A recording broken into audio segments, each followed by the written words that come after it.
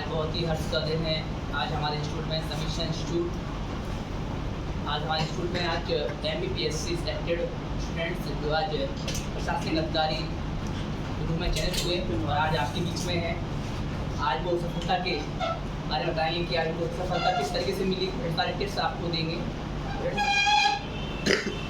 आज यहाँ पर मेगा सेमिनार का आयोजन रखा गया, तो आप लोग उपस्थित हुए उसके लिए थैंक्स। सबसे पहले हम आग्रह करेंगे डॉक्टर सर से कि वो आए और कुछ बताएं।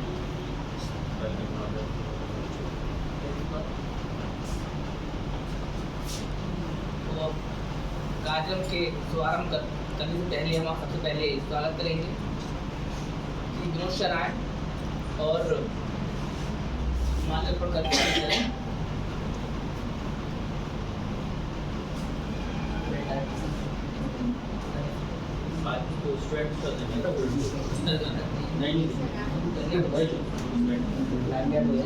डॉक्टर सर सबसे पहले आए और प्रेरणा मैम जो असिस्टेंट स्टूडेंट्स हैं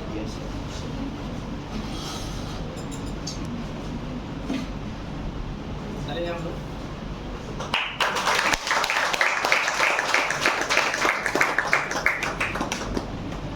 जगदीश चौधरी सर से आग्रह करेंगे वो आए और विद्या साहू मैम जो सेलेक्टेड हुई हैं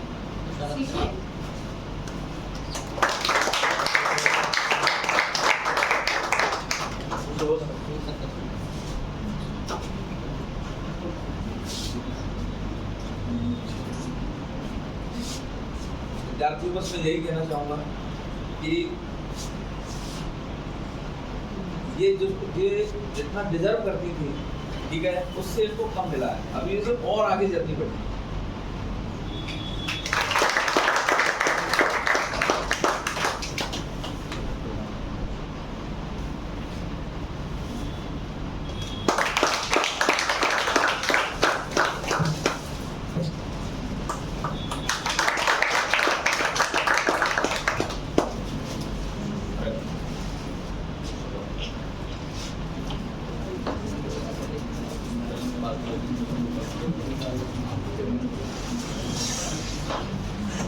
अब हम विनोद सर से आग्रह करेंगे कि वो आए और डॉक्टर सर का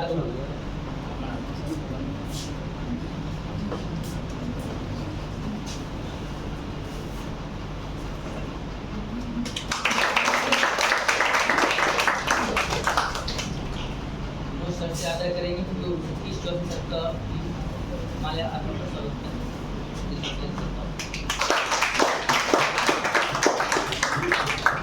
आप आग्रह करेंगे कि सुबोध सर का माल्यार्पण का स्वागत करें।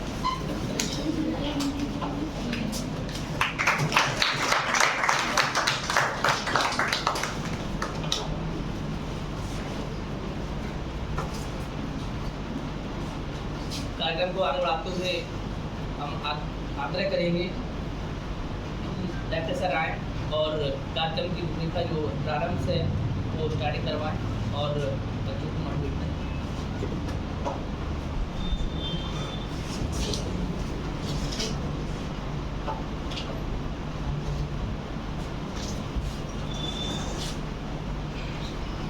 Good morning everyone.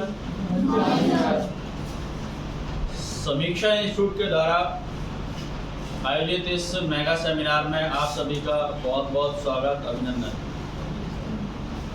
समीक्षा इंस्टीट्यूट के द्वारा आज का सेमिनार आप लोगों के लिए स्पेशली इस बात से आयोजित किया गया है कि जिन्होंने MBPSC में अपनी सफलता का परचम लहराया है, जिन्होंने बड़ी कड़ी मेहनत और लगन से आज सफलता अर्जित की है, उन सभी लोगों को सुनने का अवसर मिल सके। आप लोग निश्चित तौर पर अच्छी मेहनत कर रहे हैं, पढ़ाई कर रहे होंगे, लेकिन जब आपके सामने आपका रोल मॉडल होता है, आप जिस टाइप का बनना चाहते हैं, उस टाइप का यदि पर्सन आपके सामने बैठा हो तो आपके लिए बहुत ज़्यादा मोटिवेशन होता है और आपके लिए वो दिन बहुत ज़्यादा महत्वपूर्ण हो जाता है, क्योंकि उसको देख करके आपका जोश और जुनून और बढ़ जाता है। हो सकता है कि आपका पढ़ते पढ़ते कभी कभार ऐसा टाइम भी आता है जब आपको लगता है कि यार अब मुझसे नहीं हो पाएगा। फिर आपको लगता है कि नहीं, ये भी तो यहीं बैठते थे हमारे साथ में, या ये भी तो इन्हीं बेंचों पर बैठे हुए हैं जो आज यानी कि इधर चेयर पे बैठे हुए हैं। तो उनको देख करके आपके अंदर एक मोटिवेशन का भाव आता है। तो ये टाइम टू टाइम ऐसी चीज़ें बहुत ज़रूरी होती हैं। इसीलिए हमारे यहाँ जो भी पर्सन सिलेक्ट होते हैं उन सभी लोगों को समय समय पर यानी कि बुलाया जाता है और ये बताने की कोशिश की जाती है कि किस तरीके से सफलता अर्जित की जाती है। तो इसी आयाम में आपका ये सभी लोगों को बुलाया गया है और आप लोग सर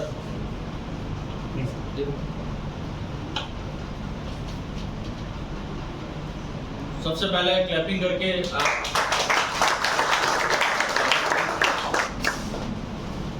तो आज आपके बीच में वो सारी शख्सियत है जो आपको जिनका इंतजार था, जिनके बारे में आप जानना चाहते थे, जिनसे आप सुनना चाहते थे कि किस तरीके से आपने यानी कि सफलता अर्जित की है, या ऐसे क्या उनकी रणनीति रही या उनकी क्या प्लानिंग थी जिसको उन्होंने ध्यान में रख करके ये काम किया था।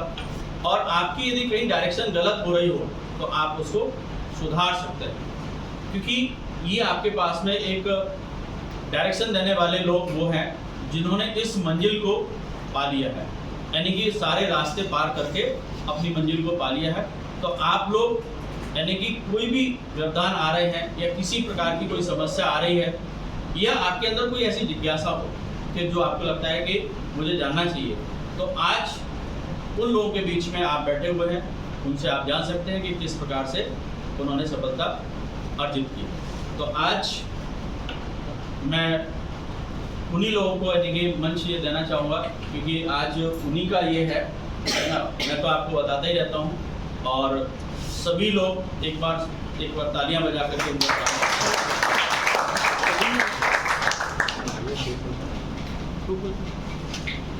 सरकारी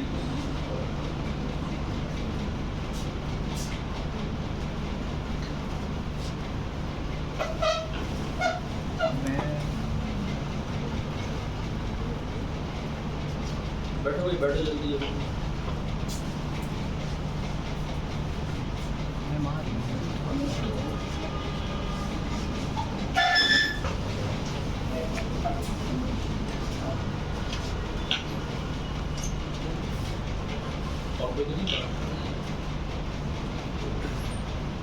सबसे पहले सबका माल्यार्पण करके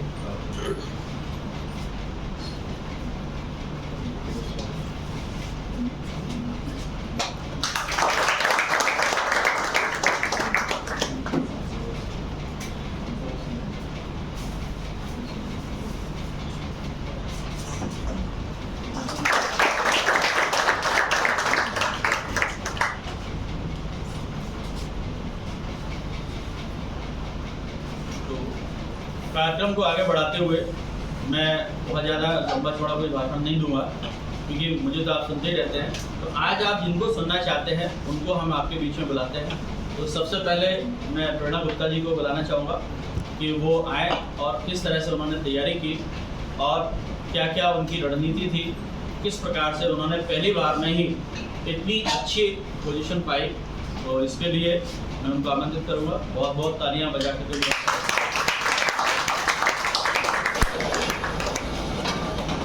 भाइयों, तालियों में कंजूसी नहीं होनी चाहिए।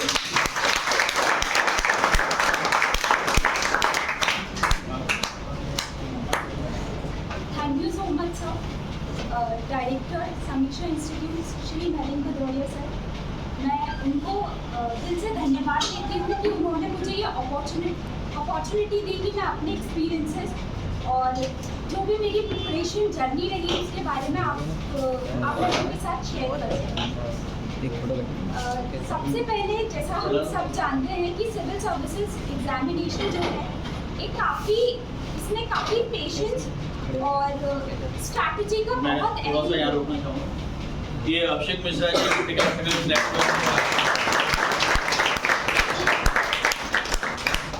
पहले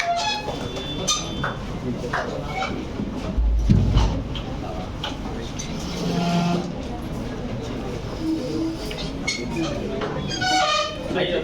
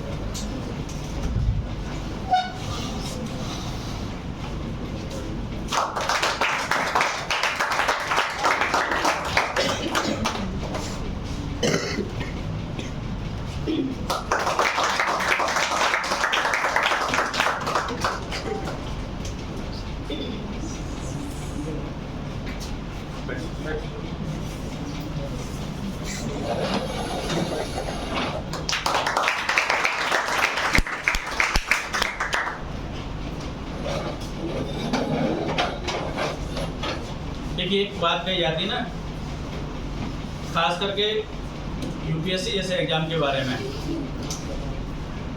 कि व्यक्ति रातों रात सितारा बन जाता है, स्टार बन जाता है।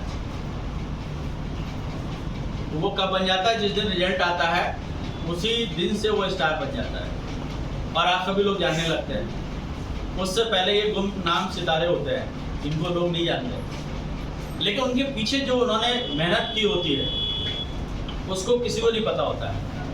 आज आपके सामने जो लोग बैठे हुए हैं, आज ये सक्सेसफुल पर्सन है, आप इनको जान रहे हैं।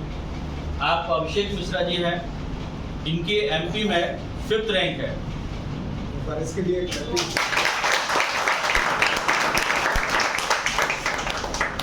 और इनको डिप्टी कलेक्टर पद के लिए चयनित किया गया है।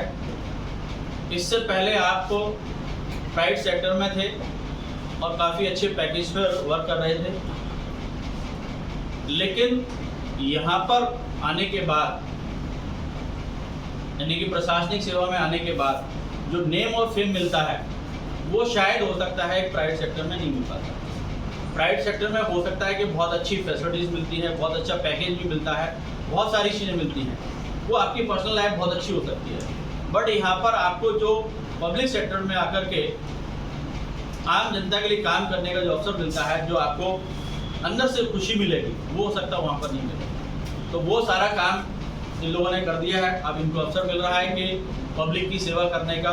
लेकिन इस स्ट्रगल, इस यानी कि जर्नी का जो स्ट्रगल होता है, या इस जर्नी का जो यानी कि सफ़र तय करने के लिए उन्होंने क्या प्लानिंग की, क्या डायरेक्शन लिया, ये सारी चीज़ें बहुत इंपॉर्टेंट होती हैं। तो हो सकता है कि वो सारे जो इन्होंने रणनीति अपनाई, जो इन्होंने प्लानिंग की, वो सारे सक्सेस के जो पॉइंट हैं वो सारे आपके सामने रखेंगे। तो मैं सबसे पहले अभिषेक मिश्रा जी को ही आमंत्रित करूंगा कि वो आएँ और यानी कि आप लोगों को अपनी सक्सेस स्टोरी बताएं।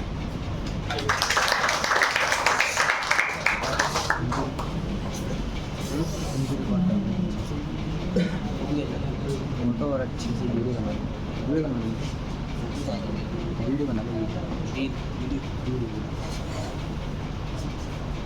तो सर धन्यवाद देना चाहता हूँ आप सभी लोगों को और सर को जिन्होंने मुझे गाइडेंस किया, स्पेसिफिकली मॉक में जो हेल्प की थी सर ने और सर की पूरी टीम ने, तो उसके लिए बहुत आभारी हूँ।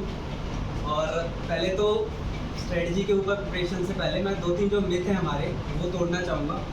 पहला तो जो लोग कहते हैं कि कोचिंग यूज़फुल है गाइडेंस के लिए, बट यदि आपको कुछ चीज़ कोचिंग से प्रोवाइड नहीं होती है, सब कुछ सेक्शन है जो कोचिंग नहीं पढ़ा पा रहे हैं, सर से मिस हो जाते हैं, तो वो आप खुद भी कर सकते हैं।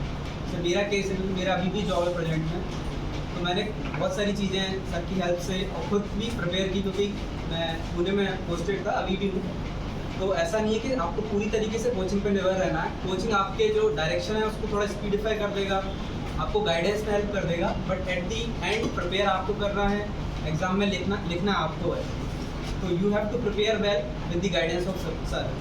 दूसरा जो मिथ है हमारा कि जैसे अभी सुनोगे आपकी जो इंटरव्यूज़ आते होंगे कि 12-12 घंटे पढ़ना है हमें, तो ऐसा कुछ भी नहीं है। 5 to 6 hours is more than sufficient, but आपको पंक्चुअल होना होगा, कंसिस्टेंट होना होगा। ये नहीं कि 4 दिन आप पढ़ लिए अभी फिर 6 दिन नहीं पढ़े तो वो नेट 0 हो जाता है।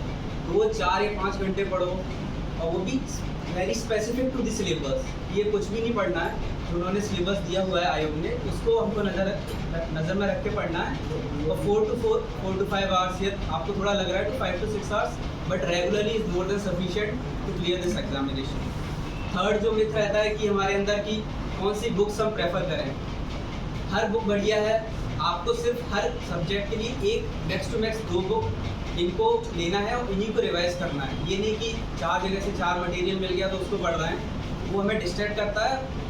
यदि आप उसी बुक को बार बार पढ़ेंगे तो वो ज़्यादा यूजफुल होता है। ये मेरे पर्सनल ओपिनियन है। और फिर यदि आपको कोई डाउट है सर से आप जरूर गाइडेंस ले सकते हैं, सर अच्छा गाइडेंस देते हैं, मैंने भी बहुत बार कॉल करके इनसे बात की है। तीसरा, स्ट्रेटजी हमको क्या रखनी है इस एग्ज़ाम के लिए। स्ट्रेटजी बहुत सिंपल है, आपको सिलेबस को पहले याद करना है अच्छे तरीके से। जब तो गो थ्रू द सिलेबस, क्या क्या वो पूछ रहा है, उसमें भी हमको जो PYQs हैं हमारे, PYQs से हमें ये पता चल जाता है कि आयोग किस चीज़ में डीप जा रहा है। जैसे कि हिस्ट्री में हम एग्जाम्पल लें तो मॉडर्न हिस्ट्री एक ऐसा सेक्शन है जिसमें वो डीप जाता है। अदर सेक्शन जो एशियन हिस्ट्री है, मिडवाइल हिस्ट्री है, उसका वो सिंपल क्वेश्चंस पूछता है। बट दी सेक्शन, क्योंकि मॉडर्न हिस्ट्री आप रोज़ सुनते होंगे, गांधी जी की बातें चल रही हैं, अम्बेडकर जी की बातें चल रही हैं, उसमें वो चाहता है कि आपके अंदर एक डीप अंडरस्टैंडिंग हो। तो हमको जो PYQs है उसको भी ध्यान में रखना है, वही हमें गाइड करेंगे। और सर के जो मॉक हैं, जो भी किसी भी इंस्टीट्यूट के, स्पेसिफिकली जो सर के जो समीक्षा इंस्टीट्यूट के मॉक हैं, उनको भी ध्यान में रखना है। तो ये बहुत ही सिंपल स्ट्रेटजी है, कोई आपको बहुत ज़्यादा तिगड़म नहीं लगानी इसमें। सीधा जो भी उन्होंने सिलेबस दिया है उसको फॉलो करना है। और रिवीजन इज़ द की। आप जितनी बार रिवीजन कर लोगे उतना आपको फ़ायदेमंद होगा। मेरा केस ऐसा था कि 2019 में मेरी प्रिपरेशन अच्छी हो गई थी, थोड़ा मुझे उस समय ऑफिस वर्क कम था, बट 2020 में मैंने मॉक भी नहीं दे पाया था क्योंकि वर्कलोड ज़्यादा था। मॉक भी 2 या 3 साल के गाइडेंस मैंने दे दिए थे और टेस्ट सीरीज नहीं लिख पाई थी मैंने। बट जो 2019 का जो मेरा प्रिपरेशन था वो मुझे यहाँ पे हेल्पफुल हुआ। तो आपको मॉक, पहले तो आपको जो भी सिलेबस है उसको पूरी तरीके से प्रिपेयर करना है। सेकंड इज, कितनी बार आप रिवीजन कर सकते हो, रिवीजन का कोई काउंट नहीं होता, you have to revision and time. Third is, फिर आपको प्रिपेयर करना है, उसके ऊपर आपको चेरी पिकिंग करनी है। हाउ, अब जैसे करंट MP का बजट आया या फिर MP का इकोनॉमिक सर्वे आया, तो उसमें जो करंट के जो फैक्ट्स हैं वो आपके मार्क्स को इंक्रीज़ करते हैं। तो वो हमको बाद में जब हम टेस्ट सीरीज लिखते हैं वो हम उसको फाइनली फोकस करना है एट द एंड, कि हम अपने आंसर को बेटर कैसे बना सकते हैं। स्पेसिफिकली जब आप फैक्ट्स डालते हो किसी भी आंसर में तो ऑटोमेटिकली अट्रैक्ट करते हैं, जब एग्जामिनर चेक करता है कि हाँ इस बंदे को इतना नॉलेज है कि वो फैक्ट्स लिख पा रहा है। The fourth is how you represent your answer. सब एक जैसे ही लिखेंगे, आपको भी उतना ही नॉलेज है, मुझे भी उतना ही नॉलेज है, ऑल्दो आई एम सेलेक्टेड, आप अभी प्रिपरेशन के फेज में हो, but how you represent it. सामने वाला जब वो व्यक्ति चेक कर रहा है, वो 50 या 60 के एज का होगा, वो नहीं चाहता कि वो पूरा आंसर पढ़े, आपको उसको पढ़वाना है वही जो आपको नंबर फैच कराएगा। तो आप रिप्रेजेंट कैसे करते हो चीज़ों को, जो की पॉइंट्स सॉरी उसको हाईलाइट कैसे करते हो, ये एट द एंड मैटर करता है जब एग्जाम आप लिखते हो। एंड द लास्ट पार्ट जो होता है हमारा प्रिपरेशन का, इंटरव्यूज़, तो उसमें मॉक इंटरव्यूज़ डज हेल्प, क्योंकि वो आपको बताते हैं वहाँ पे जो एक अफवाह चलती है कि वहाँ नॉलेज टेस्ट कर रहे हैं। मेरा मॉक का मैं बताता हूँ, they asked me around 30 questions, जिसमें से मैंने 15 ही जवाब दे पाए। तो मुझे लग रहा था कि मेरा मॉक अच्छा नहीं गया है, 100 या 110 नंबर देंगे वो लोग, बट आज फिर श्योर हो गया कि जो मॉक होता है वो नॉलेज आपका चेक करता ही नहीं। नॉलेज ऑलरेडी आप दिखा चुके हो बेस में नंबर लाके, वो चेक करते हैं कि आप प्रेशर को कैसे हैंडल कर पा रहे हो, क्योंकि ये जॉब ही है प्रेशर हैंडल करवानी, चाहे कोई भी पोस्ट हो, रिस्पेक्टिव ऑफ किस पोस्ट पे आप सिलेक्टेड हुए हो। आप पॉलिटिकल प्रेशर में रहोगे, जो वहाँ के लोग हैं वो प्रेशर में डालेंगे आपको, तो आप उसको कैसे हैंडल करते हो वो चेक करते हैं। वो आपसे ऐसे जानबूझ के सवाल पूछेंगे। जैसे मुझसे एक सवाल पूछा गया था, क्योंकि मेरे पिताजी किसान हैं, तो ऐसे चला था इंटरव्यू की आयरन किस चीज़ से मिलता है, तो मैंने 2-3 फल सब्जी बताए। उसके बाद उन्होंने सवाल पूछा कि हम जो डायरेक्ट जैसे टेबल रखी थी वहाँ पर, तो उन्होंने बोला मैं इस टेबल का जो आयरन है मैं इसको खाना चाहता हूँ, मैं क्यों नहीं खा सकता। तो मैं वहाँ थोड़ा सा हड़बड़ा गया था कि ऐसा सवाल है, मैं आयरन, तो मैंने बोला सर हम उसको डाइजेस्ट ही नहीं कर सकते। तो वो ऐसे सवाल पूछेंगे आपसे, क्योंकि वो चेक करना चाहते हैं कि आप प्रेशर में तो नहीं आ रहे हो, आपका कॉन्फिडेंस डाउन तो नहीं हो रहा है। तो आपको वहाँ थोड़ा ब्रेक लेना है, आपको ऐसा लग रहा है थोड़ी सांस लो एंड दैट्स इट। सिर्फ यही ये 3 चीज़ें हैं, ये आपको ध्यान में रखनी है। Stick to the syllabus, try as much as revision possible. उसके बाद गाइडेंस में सरकार जितना गाइडेंस है लो, जितने भी टेस्ट सीरीज आप लगा सकते हो कि वो हेल्प करते हैं। और मॉक कुछ हमको एक्स्ट्रा नहीं करना, हम भी कोई एक्स्ट्रा ऑर्डिनरी नहीं है, सब लोग ऑर्डिनरी हैं, आप भी उतने ही हो काबिल हो, हम भी उतने ही काबिल हैं, बट और last is you have to believe in yourself. ये पाओ तक भवति, आप you became what you believe. आप जैसा सोचोगे वैसे ही हो जाएगा। यदि आप सोचोगे नहीं हो पाएगा मेरा, तो डैम श्योर है कि आप सेलेक्ट नहीं हो पाओगे। आपको सोचना ही पड़ेगा कि मैं तो कर ही लूँगा, भले से 2 सीट आ रही हैं, 1 सीट तो आपकी है ही, तो ये आपको सोच के ही चलना पड़ेगा। Otherwise confidence is the main factor, you have to believe in yourself, that's it. और जो भी चीज़ है मेरा मौका हुआ था तो सर ने स्पेसिफिकली मेंशन कर दिया था कि आपको डीएसपी या डीसी मिल जाएगी। मुझे लगा था सर मजाक कर रहे हैं, बट वो सही हुआ। सर ने जो बोला था एकदम सर की गाइडेंस में मुझे मतलब ठीक है, मतलब जो भी मिला मैं उससे खुश हूँ। फिर सर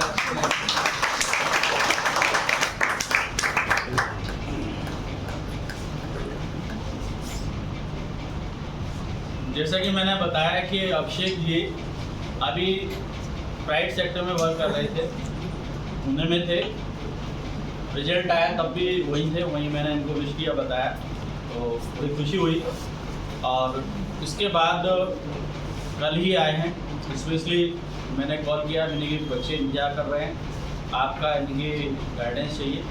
और स्पेशली वैसे भी यानी कि बड़ा अवसर है और बच्चे आपसे मिलना भी चाहते हैं, तो आज यानी कि स्पेशली टाइम निकाल करके आए हैं। और काफ़ी व्यस्त कार्यक्रम है, क्योंकि मैंने कहा ना कि जब रिजल्ट आता है तो व्यक्ति स्टार बन जाता है।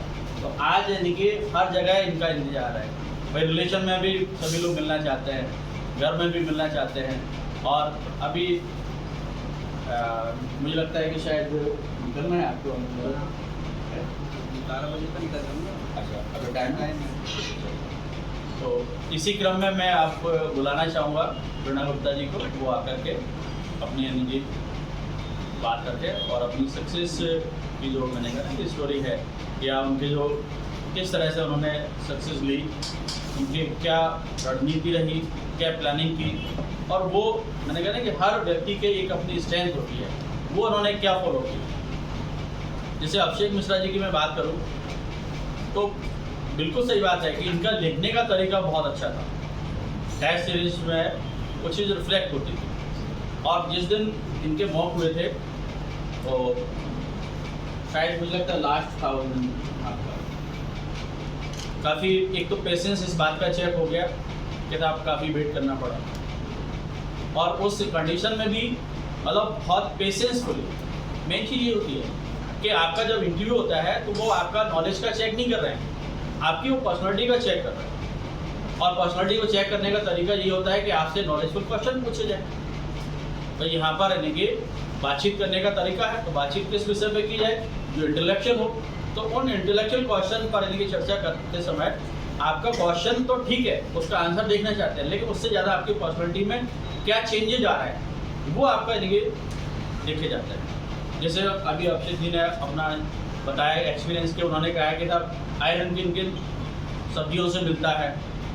अब वो पूछने का पर्पज़ यही था कि आप फादर का जो ऑक्यूपेशन है वो यानी कि कल्टीवेशन है, एग्रीकल्चर है, तो उसमें यानी कि कौन सी फसलें उगाई जाती हैं उनके प्रति अवेयर हैं कि नहीं, क्योंकि घर पर जो काम हो रहा है उसके प्रति भी आपकी जानकारी होनी चाहिए, आप अवेयर होना चाहिए। फिर एक आपका पेशेंस चेक करने के लिए, एक आपका प्रेजेंस ऑफ माइंड चेक करने के लिए उन्होंने सीधा सीधा कह दिया ये कील खा लो आप, आयरन मिल जाएगा। तो ये आपको हैंडल करना है। तो दो बातें हो सकती है, एक यानी कि फनी वे में भी ले सकते हो, और एक ये है कि बहुत ज़्यादा सीरियस हो गए पर अपने आप को आपने क्या कर लिया, नर्वस कर लिया। वो चीज़ भी नहीं करना है, ना आपको हंसना है इस बात पर और ना ही आपको नर्वस होना है, क्योंकि आप वहाँ पर एक फॉर्मल तरीके से बैठे हुए हैं। तो आपको अपने आप को थोड़ा सा संभालते हुए और क्वेश्चन को रिप्रेजेंट इस तरह से आंसर करना है कि उनको लगे हाँ कि वाकई इन्होंने इसका एक इंटेलेक्चुअल आंसर दिया। तो वो चीज़ें होती हैं। तो वो आपकी जो पर्सनालिटी है वो 1-2 दिन में नहीं बनती है, वो होल लाइफ का जो एक्सपीरियंस होता है वो आपका 20 to 30 मिनट में पूरा रिफ्लेक्ट हो जाता है वहाँ पर, आप कुछ नहीं छिपा सकते उससे। तो वो आप अभी से अपने आप को थोड़ा सा ग्रो अप करें, अपने आप को ग्रूम करें। तो वो चीज़ें अभी से आप कैसे कैसे क्वेश्चन आते हैं, कैसे पूछे जाते हैं, तो इनका अभिषेक मिश्रा जी का भी, प्रेरणा का और विजय सर का ये समीक्षा इंस्टीट्यूट के यूट्यूब चैनल पर इंटरव्यू डले हुए हैं। यहाँ जो मॉक हुए थे उनको भी आप देखें, उनसे भी आप सीख सकते हैं। और टाइम टू टाइम हम आपका यानी कि जो इंटरव्यू सेशन भी करवाते हैं क्लास में, उसको भी आप अटेंड कर सकते हैं। लेकिन मैंने कहा कि आज का दिन इन लोगों का है, इन्हीं को बुलाते हैं। आप इनकी बात को सुने तो प्रणा जी को बुलाते हैं।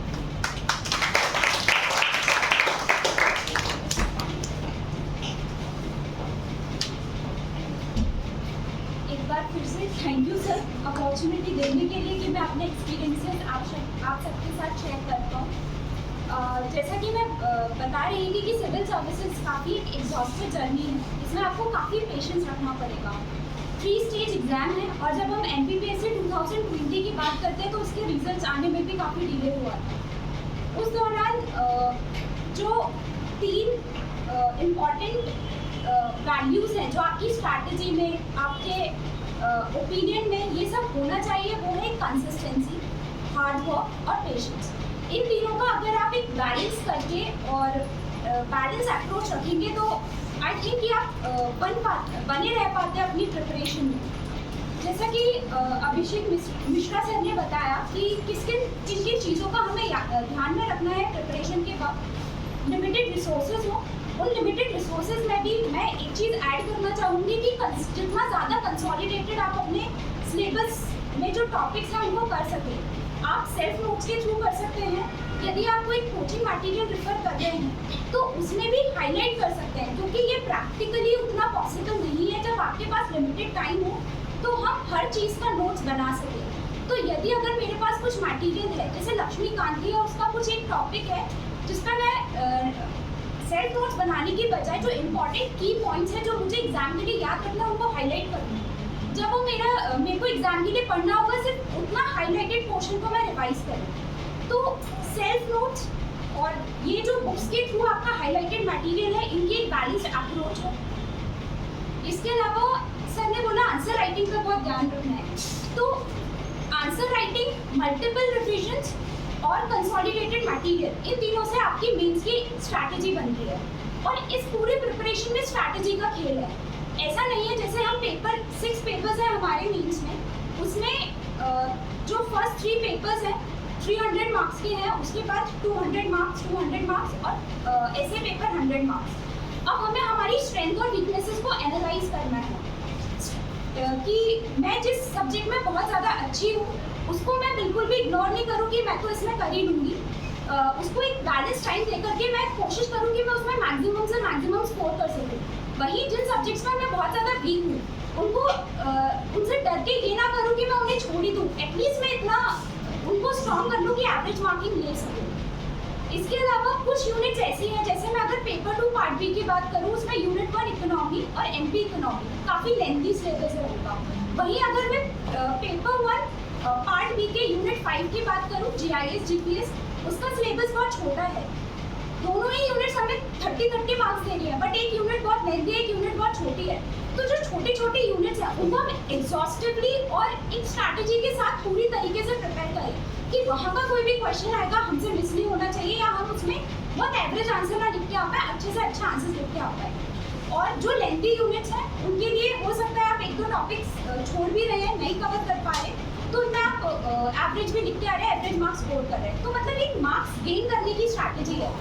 हमें पूरा नहीं पढ़ना है, हमें सिलेबस को सामने रख के हर एक टॉपिक को एनालाइज करके कंसोलिडेटेड मटेरियल के साथ पढ़ना है। इसके अलावा जैसे इंटरव्यू फेज की बात की हमने, वो वहाँ पे आपको प्रेशराइज करते हैं और ऐसा मेरे साथ भी हुआ था। जैसे इनिशियली क्योंकि मैं नेट क्वालिफाई हूँ, उनकी शुरुआत ही ऐसे हुई थी कि आपने तो नेट क्वालिफाई कर रखा है, आधे असिस्टेंट प्रोफेसर तो आप ऐसे ही बन गए।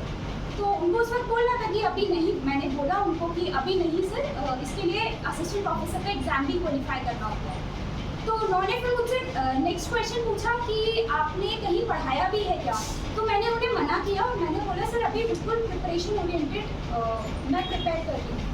तो फिर उन्होंने बोला अच्छा ठीक है, टीचर्स की क्या क्या प्रॉब्लम्स है आप बताइए। वो मेरा स्टार्टिंग का ये एजुकेशन फील्ड ओरिएंटेड इसलिए था क्योंकि मैंने अपना preference second assistant director education department ही रखा था। तो इस वजह से उन्होंने पूछा टीचर्स की प्रॉब्लम्स बताइए। मैंने टीचर्स की प्रॉब्लम्स बताई जो कॉमन हम सबको लगता है। तो उन्होंने मुझे बोला अगर आप पढ़ा रहे होते तो हो सकता है ज़्यादा अच्छे से बता पाते। उन्होंने वहीं से मुझे मतलब ये इस तरह से फील कराना शुरू किया कि मैं up to the mark answers नहीं दे रही हूँ। इसके अलावा कुछ थिंकर्स की भी बात की, दीनदयाल उपाध्याय जी, जिनके बारे में मैंने काफ़ी अच्छे से पढ़ा हुआ था। उनके बारे में भी उन्हें बताया, बट उन्होंने कहा कि ये तो उतना सटीक नहीं है, आप इधर उधर की बात ज़्यादा कर रहे हो। मतलब इस तरह से नहीं बोला, बट उन्होंने बोला ये उतना सटीक नहीं है, हमें और चाहिए। फिर मैंने उनसे माफ़ी मांगते हुए कहा सर मैं इसके बारे में और अच्छे से पढ़ना चाहूँगी। इस बात से मुझे उनका एक जो पॉजिटिव अप्रोच थी वो दिखी, वो काफ़ी पॉजिटिव हुए इस चीज़ को लेकर के। तो जाते से ही उन्होंने एक प्रेशर क्रिएट करने की कोशिश की, बट जब आप उसको हैंडल करके आगे के आंसर्स एकदम कूल, काम और कंपोज होके देते हैं तो वो इस चीज़ को अप्रिशिएट करते हैं। इस तरह से मुझे लगता है कि मेरा इंटरव्यू नॉलेज बेस होने की बजाय एनालिटिकल बेस था, और वो बस ये चेक कर रहे थे कि आपके वैल्यूज़ कैसे हैं, आप प्रेशर को कितने ईजिली डील कर पा रहे हैं। तो ये कुछ इंटरव्यू का एक्सपीरियंस था। और तीनों ही फेज में जिसको मैं सबसे ज़्यादा इम्पॉर्टेंट मानती हूँ वो है आपकी टेस्ट सीरीज, चाहे प्रीलिम्स हो, चाहे मेंस हो, चाहे इंटरव्यू हो।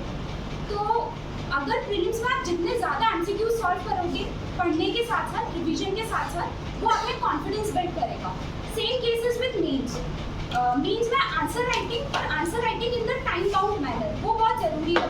मतलब एग्जाम के एक हफ्ते पहले तक ऐसा होता था कि आपके पेपर कंप्लीट नहीं हो रहे हैं, बट एग्जाम वाले दिन आपका 5 मिनट 7 मिनट्स पहले पेपर कंप्लीट हो गया।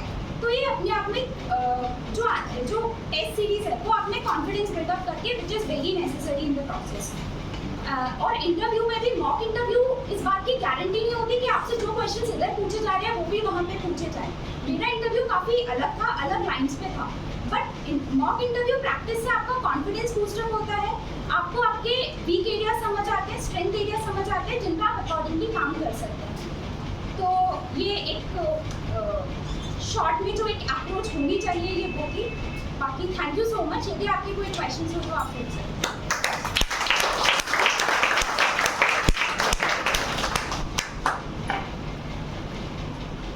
पूछिए कुछ पूछना चाहते हो और पूछ ही लीजिएगा, नहीं तो घर पे जाके पछताना पड़ेगा। कि वो पूछ लेते तो ठीक है। अभी क्या सोच रहे हैं, मेरा पड़ोसी पूछ ले, क्वेश्चन मेरा हो तो उसको कैसे पता है?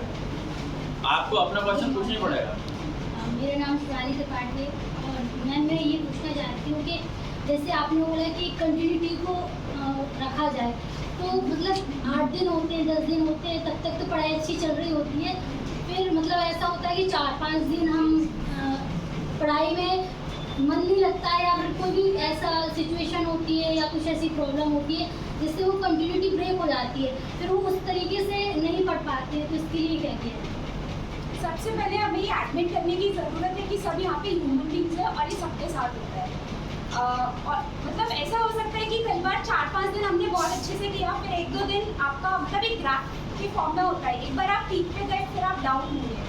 तो कंसिस्टेंसी से हो सकता है किसी दिन आप बहुत ज़्यादा आउटपुट दे पा रहे हैं, लेकिन किसी दिन आपका आउटपुट उतना नहीं है, बट आपने पढ़ा, तो उससे ये सेटिस्फैक्शन होना चाहिए कि मैं अपने एफर्ट्स रोज कर रहा हूँ, क्या कर रही हूँ।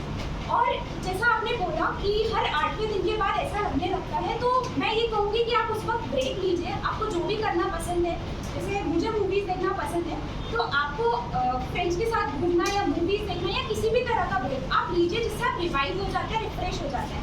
फिर उतनी ही एफिशिएंसी के साथ आप पढ़ाई में वापस से लग सकते हैं। और आपका मोटिवेटिंग फैक्टर जितना स्ट्रांग होगा उतना लंबा आपकी कंसिस्टेंसी बन पाएगी। तो मोटिवेटिंग फैक्टर का भी काफ़ी बड़ा रोल है।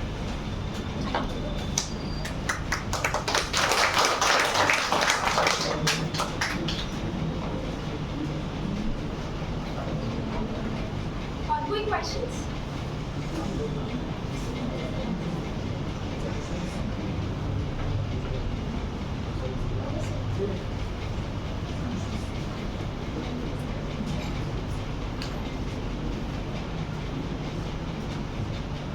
देखिए, सबसे इम्पोर्टेंट चीज़ जो दोनों सक्सेसफुल पर्सन ने बताई वो है कि किसी भी चीज़ की प्रैक्टिस करनी लगातार। एक अपनी हिंदी में कहावत भी है ना, करत करत अभ्यास के जड़ मत हो सुजान, रसरी आवाज याद के सिर पर करे निशान। मतलब ये है कि यदि आप प्रैक्टिस करते रहें तो प्रैक्टिस मेक परफेक्ट, यानी कि आपका कितना भी कुछ भी लो लेवल हो, मतलब बिल्कुल इनिशियल आप स्टार्ट कर रहे हैं, तो भी आप सक्सेसफुल पर्सन हो सकते हैं। बस उसके लिए एक ही चीज़ है कि कंटिन्यूटी, रेगुलरिटी आपके निगे रहनी चाहिए। हाँ, ये हो सकता है कि जैसे आप 6 घंटे पढ़ते हैं, 7 घंटे पढ़ते हैं, तो किसी दिन आप 2 घंटे ही पढ़ लीजिए। लेकिन ऐसा नहीं कि साहब आज तो मैंने पूरी रात पढ़ाई की सर और मैं दिन भी पढ़ूंगा, तो 3 दिन तक नहीं पढ़ूंगा। तो ये पता कैसे हो गया कि पहलवान बनने के लिए आज मैंने 3 लीटर दूध पी लिया और 3 लीटर को हम पचा नहीं पाए, और वो यानी कि हमारे उल्टी रास्ते स्टार्ट हो गए। और वही डेली आप आधा लीटर पीते रहते तो उसको बचाते रहते और फिजिकल एक्सरसाइज करते रहते, तो आपकी बॉडी में कुछ अच्छी चीज़ें जाती हैं। तो कहने का मतलब ये है, यहाँ पे आपका जो एक्सरसाइज है वो आपका टेस्ट सीरीज है। जो भी आपने पढ़ा, जो भी आपने ऑब्जर्व किया, अब उसका प्रैक्टिकली आपने कितना परफॉर्म कर पा रहे हैं वो आपके टेस्ट सीरीज में दिखाई देता है। और टेस्ट सीरीज में भी हम लोग जानबूझ करके थोड़ा सा टफ क्वेश्चन देते हैं, जितने वहाँ नहीं आते। और मॉक में भी हम लोग इनसे इतने टफ क्वेश्चन पूछते हैं जानबूझ करके, जिससे कि वहाँ इनको सब कुछ आसान लगे। आप तो ये मान के चलिए, जैसे आप जिम जाना स्टार्ट किया और आपने वेट लिफ्टिंग का काम करना शुरू किया और आपकी प्रैक्टिस कम से कम 60 केजी उठाने की प्रैक्टिस हो गई, और वहीं पर आपको दूसरी जगह जाते हैं तो आपको सिर्फ 30 केजी उठाने को दे दिया जाए, तो आप तो इजी गोइंग हो जाएंगे, बड़े आसानी से उठा लेंगे। तो यही रहता है कि हम लोग जब टेस्ट सीरीज देते हैं आपको थोड़ा टफ देते हैं, जिससे कि आप अपने आप को थोड़ा सा और ज़्यादा अच्छी लेवल पर तैयार करना है। बल्कि वहाँ ऐसा नहीं होता है, वहाँ थोड़ा सा 2 लेवल ही रहता है, चाहे वो टेस्ट सीरीज का हो चाहे वो आपका मॉक इंटरव्यू का हो। यहाँ मैं आपको इतना ऑब्लेस कर देता हूँ कि वहाँ जा करके फिर आपको थोड़ा ईजी लगता है। क्यों? क्योंकि यहाँ सारे जो आपकी जितनी गलतियाँ होती हैं, सारी गलतियाँ यहाँ पर आपकी दूर करवा दी जाती हैं। क्योंकि आपका जब टेस्ट सीरीज लिया जाता है तो उसमें आंसर राइटिंग जब आप करते हैं तो उसमें हम फीडबैक देते हैं कि आपको ये चीज़ नहीं लिखनी चाहिए थी, आपने ये अननेसेसरी लिखा हुआ है कि क्वेश्चन का ये डिमांड ही नहीं था आंसर में, और आपने कोई चीज़ छोड़ दी है तो मैं आपको बताता हूँ कि एक चीज़ इसमें ऐड ऑन होनी चाहिए थी। ऐसे ही आपका मॉक जवाब देते हैं तो मॉक में भी हम बताते हैं कि भाई आपने ये बहुत अच्छा आंसर दिया, मुझे बहुत अच्छा लगा। हाँ, इसमें आपको ऐसा नहीं बोलना चाहिए था, आपको थोड़ा ऐसा बोलते तो ज़्यादा अच्छा रहता। तो ये सारी गलतियाँ आपकी यहाँ पर सुधार दी जाती हैं, जिससे कि वहाँ बेस्ट से बेस्ट आप परफॉर्म कर पाएँ। और इसी तारतम्य में मैं आपको बुलाना चाहूँगा गिरिजा साहू जी को। इन्होंने बहुत अच्छा यानी कि परफॉर्म किया और अच्छा यानी कि सक्सेस लिया, और एक बहुत अच्छे आंसर राइटिंग भी करती हैं, बहुत अच्छा यानी कि इंटरव्यू भी देती हैं, और किस तरीके से उन्होंने अपनी इस सक्सेस को प्राप्त किया वो आपके बीच में अपने एक्सपीरियंस शेयर करें। आइए।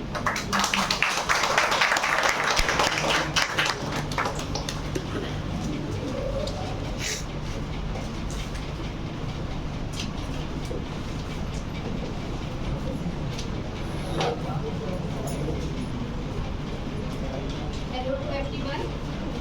सबसे पहले तो ईश्वर को आभार कि उन्होंने हम सबको मतलब ये सक्सेस दी और इतना हमें सफल बनाया कि आप सबके सामने हम कुछ बोल पा रहे हैं। और सभी गुरुजनों को प्रणाम और आप सभी को हेलो। मेरा नाम गिरिजा साहू है, मैं डबरा से बिलोंग करती हूँ और अभी MPPSC 2020 की परीक्षा में मेरी कमर्शियल टैक्स इंस्पेक्टर की पोस्ट हुई।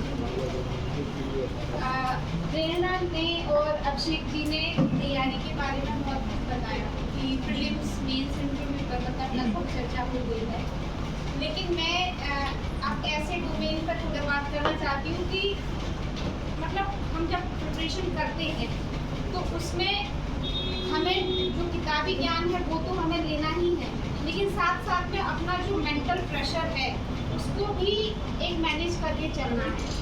हम सभी मैं देख पा रही हूँ अपन सब जो लोग हैं वो एक मिडिल क्लास फैमिली से ही बिलोंग करते हैं। हमारा कोई इतना बड़ा बिजनेस है, एम्पायर नहीं है कि मतलब वहाँ जाकर जा सके और अपना एक सपने लेकर के आते हैं कि हमारी सरकारी नौकरी लगे, ये हमारा एक एस्पिरेशंस रहती है और हमारे माता पिता की भी काफ़ी सारी एस्पिरेशंस रहती है।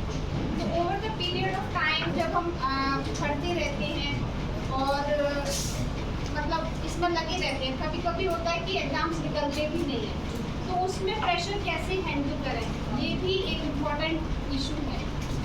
तो इसमें सबसे पहले तो अपना एक क्लियर गोल होना चाहिए मैं यहाँ पूछना चाहती हूँ कि आप सब में से कितने लोग हैं जो मतलब सोलली MPPSC की तैयारी कर रहे हैं, सोलली, और किसी एग्जाम की नहीं कर रहे हैं? और ऐसे कौन से हैं जो मतलब जो भी सरकारी नौकरी आएगी उसका फॉर्म भरेंगे और इसके लिए तैयारी कर रहे हैं? कितने लोग हैं ऐसे?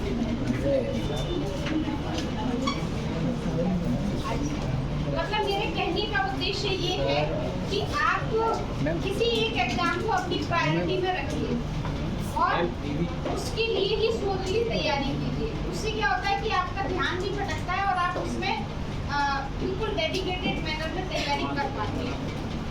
और दूसरी चीज़ है कि अपने मोटिवेशन लेवल को बहुत हाई रखिए। आप ये सोच के चलिए कि आप इस फील्ड में क्यों आ रहे हैं, और इस फील्ड में आने का मतलब है आपको किताबें तो पढ़नी ही है, साथ ही साथ में अपना पूरा फोकस बना करके रखना है। तो इसके लिए आप पढ़ते रहिए। इसकी जो प्रीलिम्स, मेंस और इंटरव्यू की स्ट्रेटजी है उस पर अभिषेक जी ने और प्रेरणा जी ने बताया है। प्रीलिम्स में आपको मुख्यतः क्या करना है, MCQs पर ध्यान देना है, टेस्ट वगैरह लगाते रहने हैं और जो अपनी बेसिक किताबें हैं उनको पढ़ते रहना है। प्रीलिम्स में कुछ यूनिट्स ऐसी हैं जो मतलब बहुत ज़्यादा नंबर फेचिंग है, जैसे आयोग वाली 10th यूनिट है तो उस पर आप फोकस कर सकते हैं। और मेंस में आंसर राइटिंग पे प्रैक्टिस कीजिए। भूषण की किताब में से भी 3 मार्कर्स काफ़ी सारे बनते हैं तो उसको भी अच्छे से पढ़िए। इंटरव्यू के लिए मॉक इंटरव्यूज देते रहिए और साथ साथ में करंट अफेयर्स से आप टच में रहिए। न्यूज़पेपर को अच्छे से पढ़िए क्योंकि न्यूज़पेपर से आपको मतलब आपका GS का जो कन्वेंशनल पोर्शन है वो तो आप किताबों से करते हैं, लेकिन जो करंट अफेयर्स वाली चीज़ है वो आपको न्यूज़पेपर से मिलेगी। आप लोकल न्यूज़पेपर पढ़ते हैं उसमें दैनिक भास्कर, नई दुनिया में कि हमारे कलेक्टर साहब ने क्या किया, हमारे प्रशासनिक स्तर पर क्या हो रहा है, कौन सी स्कीम के लिए सरकार कौन सी फील्ड के लिए क्या स्कीम्स ला रही है। तो इस चीज़ से अपने करंट जो अपने नोट्स हैं वो आप अपडेट रखें। इससे क्या होता है कि मार्क्स सबको अच्छे मिलते हैं उसमें। इस दौर से ये लोग भी गुजरे हैं, आज बहुत कंफर्ट फील कर रहे हैं, आप भी करेंगे कभी। लेकिन ये कि अभी आपको इस दौर से गुजरना है। कई बार आपको ऐसा लगेगा कि बस अब तो मेरा ही होना है, कभी ये लगेगा यार मेरा होगा भी कि नहीं होगा। दोनों फीलिंग आएंगी आपके अंदर, लेकिन उस फीलिंग को हमें बना के रखना है, उन जज्बातों को बना के रखना है कि मेरा ही सिलेक्शन होना है और इसी बार होना है, और होता भी है।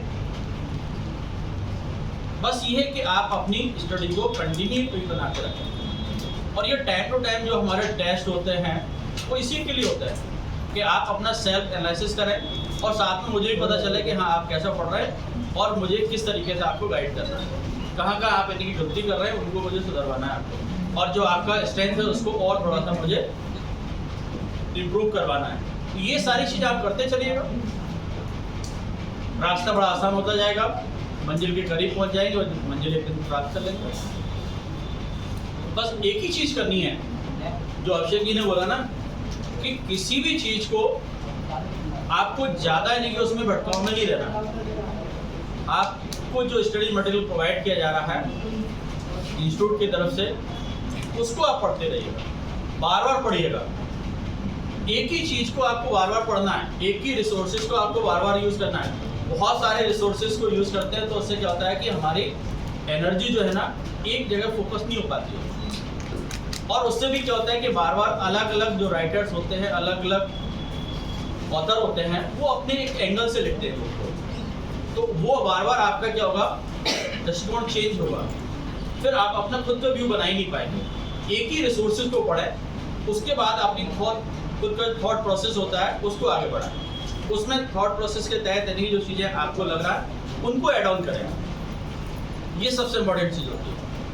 आप बार बार अपने रिसोर्सेज को चेंज करेंगे, अपना स्टडी मॉडल चेंज करेंगे, तो फिर आप भटकाव की स्थिति में रहेंगे, आप कभी भी नहीं सक्सेस हो पाएंगे। आप 10 बुक को मत पढ़िएगा, एक ही बुक को 10 बार पढ़िएगा और हर बार कुछ ना कुछ नया मिलेगा। ऐसा होता है कि नहीं होता है?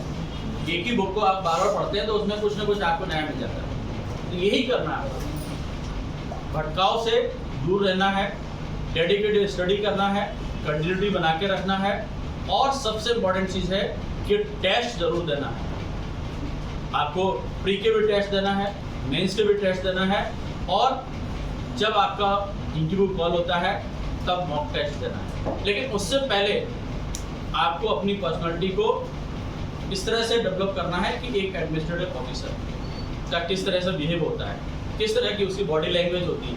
ये सारी चीज़ें एक दिन में नहीं आती, ये धीमे धीमे अभी से सीखना स्टार्ट करें।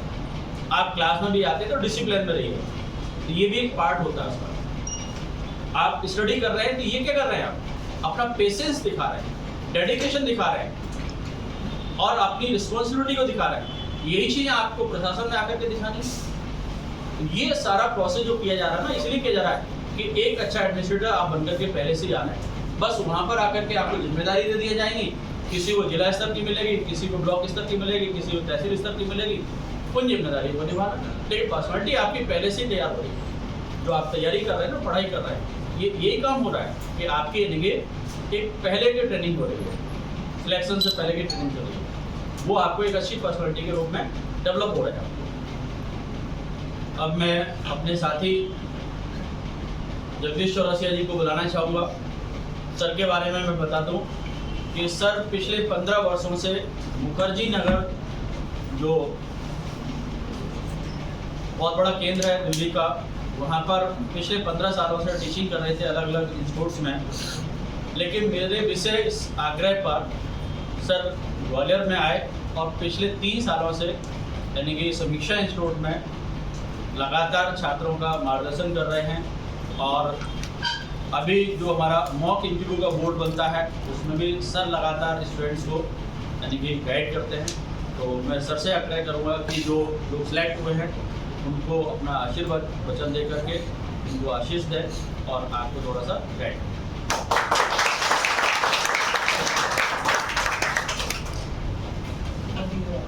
आदरणीय निदेशक महोदय, तुम्हारे साथी शिक्षकगण एवं चयनित स्टूडेंट और भावी चयनित स्टूडेंट, आप सभी के लिए मेरी शुभकामनाएं हैं, क्योंकि इसमें और इसमें बहुत अंतर है। सर ने भी आपका ध्यान इस पर आकर्षित किया। तो क्या आपके मन में ऐसा नहीं होगा कि एक दिन जहां आज वहां बैठे हो, एक दिन यहाँ बैठो? कितने लोग चाहते हैं? अच्छी बात, अच्छा लगा। तो बहुत कुछ आप लोगों ने सुन भी लिया है, कुछ नया मैं नहीं कहूँगा। मैं केवल ये कहूँगा कि अगर आप ये चाहते हैं कि आप वहाँ बैठें तो उसके लिए आपको लगातार मेहनत करना पड़ेगा। ये जो बाकी के एग्जाम होते हैं जैसे बैंकिंग, एसएससी, रेलवे, उसमें कभी मन किया पढ़ लिया, कभी नहीं पढ़ा। लेकिन मेरे मित्र, मैं बता दूं, अगर आप यूपीएससी या पीएससी में जाना चाहते हैं तो उसमें आपको लगातार मेहनत की ज़रूरत है। आप ये सोचें कि नहीं एक दिन 10-12 घंटे पढ़ लिया, कभी 4 घंटा, कभी 6 घंटा, तो ऐसा नहीं चलेगा। वहाँ पे लगातार आपको मेहनत करना है, ठीक है।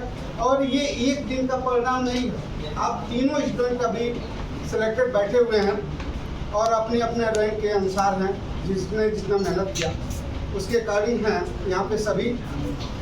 कि इनसे पूछ लो आप, क्या ये एक दिन के मेहनत का परिणाम है? कहते ही नहीं।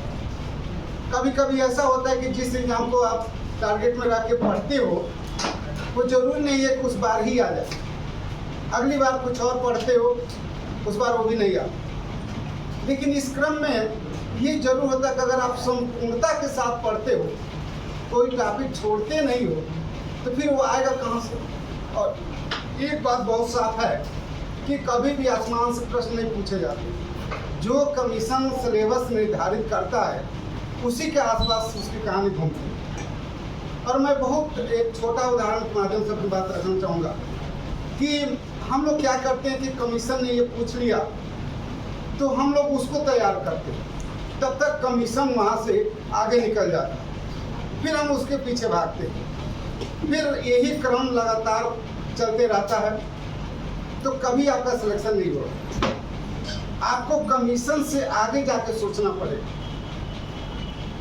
कि अगर ये पूछ लिया है तो ये बचा है, जो करेगा या तो यही से आएगा, और नहीं तो फिर जो पूछा है, जो अभी तक नहीं पूछा गया, जो बाकी है वहाँ से आएगा। यानी आपकी सफलता तब सुनिश्चित होगी जब आप पूरे सिलेबस को एनालिसिस करेंगे और कोई उसका सब टॉपिक आप छोड़ेंगे नहीं और आपके मन में खुद ही संभावित क्वेश्चन, पढ़ना बड़ी बात नहीं है, आप जब भी पढ़िए हमेशा 5K को ध्यान में रख के पढ़िए, कब, कहाँ, क्या, कैसे, क्यों। जब इस फॉर्मेट में आप पढ़ेंगे तो आपको कभी भी ना तो प्री में दिक्कत होगा, ना ही मेंस में दिक्कत होगा और ना इंटरव्यू में दिक्कत होगा। आप खुद ही प्रश्न उत्पन्न करिए, खुद ही उत्तर दीजिए। इंस्टीट्यूट के द्वारा तो ये सारा काम आपको करा ही जाता है, लेकिन केवल इंस्टीट्यूट में आप रहते कितने हो? 4 घंटे। बाकी जो 20 घंटा है वो आप अपने तरीके से ही व्यतीत करते हो। तो 4 घंटे में इंस्टीट्यूट जो आपको दे पाता है वो देता ही है, बहुत कुछ उस 4 घंटे में देने का प्रयास करता है। लेकिन उस 4 घंटे को आप घर पे अगर 8 घंटे में उसका अगर सही ढंग से फॉलो करते हो तभी वो चीज़ हो पाए। और ये भी बात ये नहीं, बहुत लोग हमसे पूछते हैं कि सर सफलता के लिए कितने घंटे पढ़ना जरूरी है। तो मैं बता दूं इसका कोई हार्ड एंड फास्ट नहीं है, क्योंकि ये इंडिविजुअल सब्जेक्ट है। हो सकता है कि कोई लड़का 2 घंटा पढ़ के ही बहुत अच्छा कर ले जाता हो और कुछ 8 घंटा पढ़ के भी नहीं कर पाते हैं। तो ये तो सबकी अपनी अपनी इंडिविजुअल कैपेसिटी है। किसी बच्चे को मैं देखता हूँ, एक बार पढ़ा देता हूँ तुरंत जवाब देते हैं, कुछ लोगों को 5-5 बार पढ़ाता हूँ फिर भी जवाब नहीं दे पाते। तो ये आपका कंसंट्रेशन लेवल कितना हाई है, कितना ध्यान से बातों को सुनते हैं, पढ़ते समय कितना ध्यान से पढ़ते हैं, ये इस पर निर्भर करता है। हो सकता है आप 2 घंटा पढ़ें लेकिन हाईली कंसंट्रेटेड होकर पढ़ें, एकदम केवल 2 का अस्तित्व हो, एक जिसको पढ़ रहे हैं और एक जो पढ़ रहा है। नहीं तो अक्सर मैं देखता हूँ बहुत लोग किताब खोल के बैठ जाते हैं और दिमाग में कुछ और चल रहा था, कब से मिल के आए हैं, किससे मिलना है, यहाँ क्या हुआ, वहाँ क्या हुआ, क्या करना, वही चलता रहा, किताब खुला हुआ है। तो वैसे आप 10-20 घंटा पढ़ेंगे कोई मतलब नहीं है उसका। और सबसे बड़ी बात कि आपने जो पढ़ा आउटपुट क्या निकला, पता चले आप 4 घंटा पढ़े और 4 क्वेश्चन भी अगर नहीं कर पाए तो मुझे नहीं लगता कि पढ़ने का कोई मतलब है। आप 2 घंटा पढ़ो लेकिन अगर 2 क्वेश्चन भी निकल के आया तो बहुत बड़ी बात है। ठीक। और एक चीज़ और आप करिए कि जब भी आप कोई भी बुक पढ़ते हैं तो बुक पढ़ना एक अलग बात होती है, लेकिन जब पढ़ने के बाद जब सामने क्वेश्चन आता है आप कर नहीं पाते।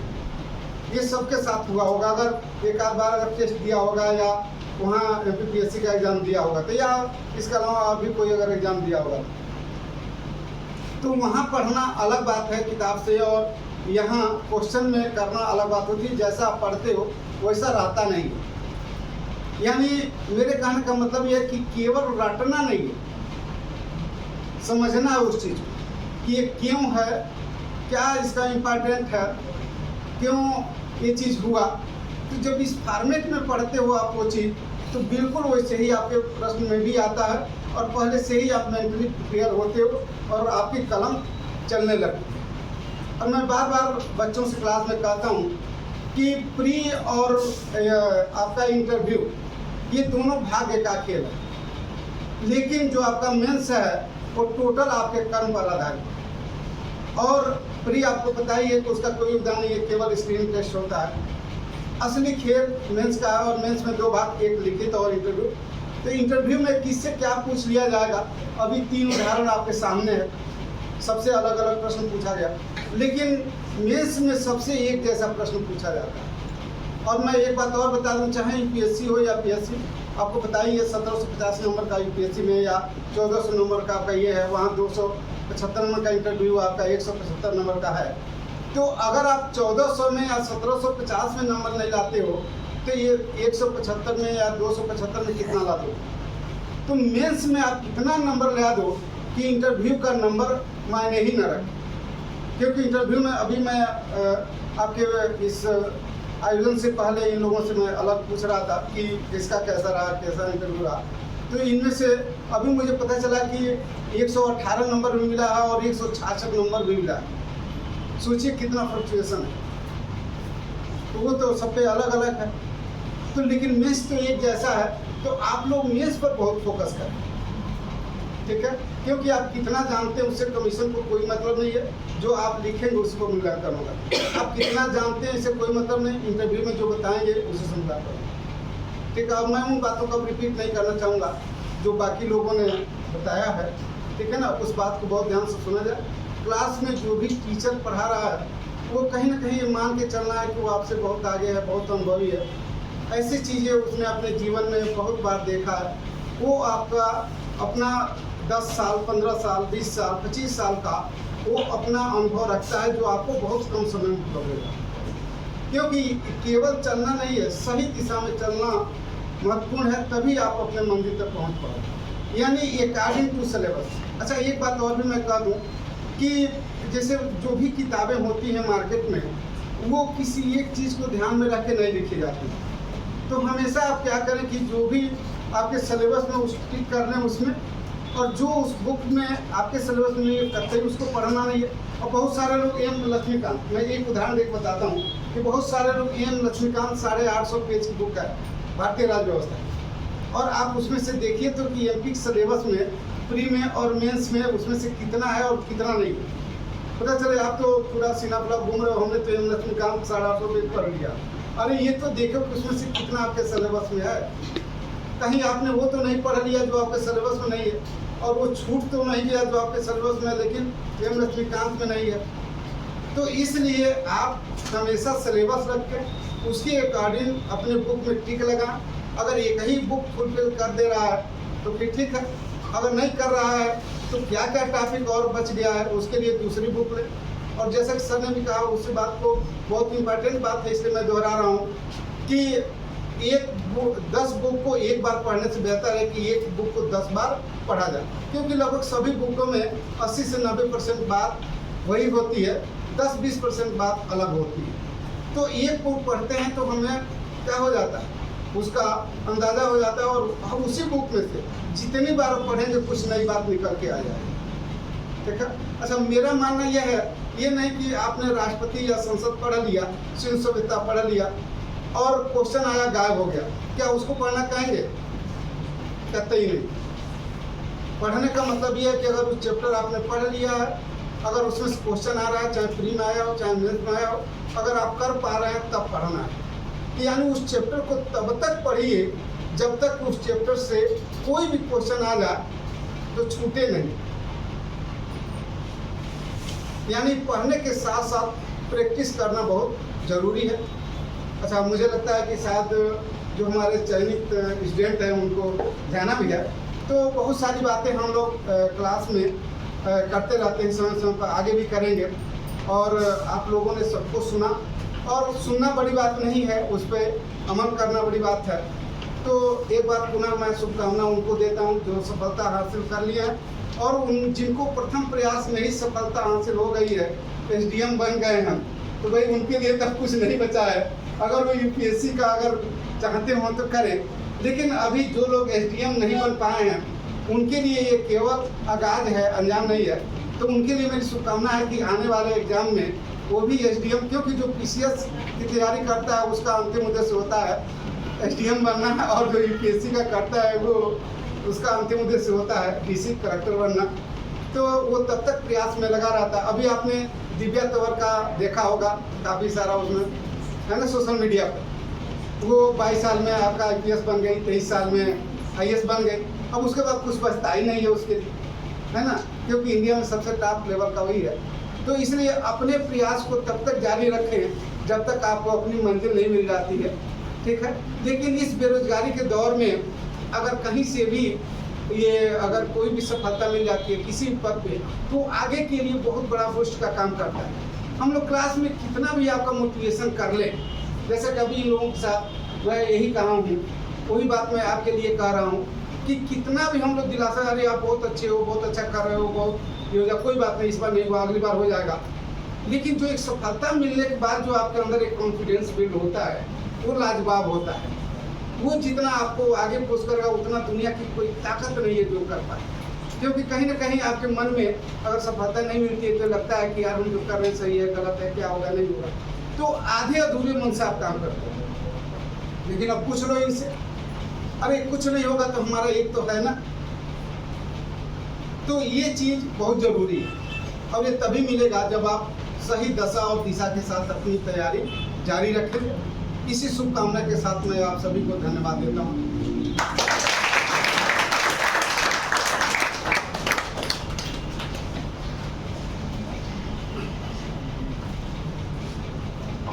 मुझे लगता है कि काफ़ी टाइम हो गया है आपको, कुछ लोग काफ़ी टाइम पहले आ चुके थे, लेकिन ये है कि कुछ पाने के लिए थोड़ा सा संघर्ष तो करना ही पड़ता है।